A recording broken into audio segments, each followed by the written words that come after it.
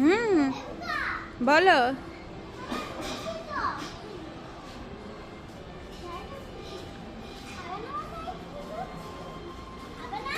হ্যাঁ, খাবে তো।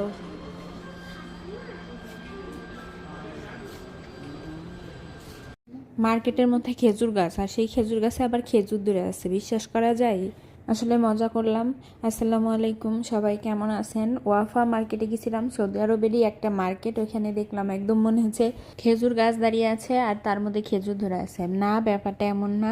একটা মোটা প্লাস্টিকের স্ট্যান্ড, তার সাথে এভাবে খেজুর ঝুলিয়ে রাখছে। আমি প্রথমে ভাবছিলাম এগুলা পাকা খেজুর আর অনেক মিষ্টি, কারণ সৌদি আরবের কাঁচা খেজুরও কিন্তু অনেক মিষ্টি হয় খেতে। কিন্তু আমি ছিঁড়ার পর যখন হাতে নিলাম, দেখলাম একদম পাকার মতো দেখা যাচ্ছে না, কিন্তু আসলে এটা পাকা খেজুর না, এটা কাঁচা খেজুর। যখন হাতে নিলাম দেখলাম এতটাও মিষ্টি না। কয়েকদিন আগে আমি যে কাঁচা খেজুরটা খেয়েছিলাম গোল গোল একদম হলুদ, ওইটা বেশি মিষ্টি ছিল এটার থেকে।